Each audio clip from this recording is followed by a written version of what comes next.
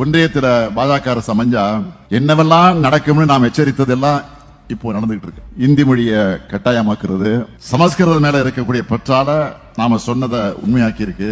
பட்டப்படிப்பு படிக்காமலேயே பாரம்பரிய குருகுலத்துல படிச்சு, நல்லா கவனிங்க, பாரம்பரிய குருகுலத்துல படிச்சவங்க ஐஐடியில நிறுவனங்கள்ல மாசம் 75,000 ரூபாய் உதவித்தொகையோட சேரலாம்னு திட்டம் கொண்டு வந்திருக்கிறாங்க.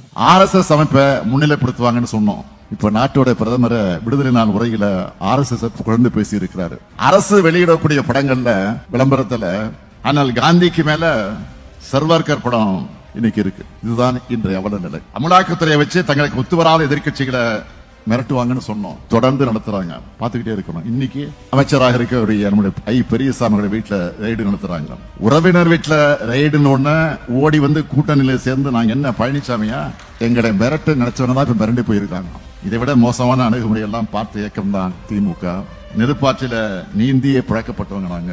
உங்களுடைய எண்ணம் எந்த காலத்திலையும் நிறைவேறாது. வழக்கம் போல தமிழ்நாட்டு மக்கள் உங்களுக்கு தோல்வியை தான் கொடுப்பாங்க. 2021 நம்ம மதச்சார்பற்ற முற்போக்கு கூட்டணி வெற்றி பெற்ற மாதிரியே 2026 நாம் தான் வெற்றி பெற போகிறோம்.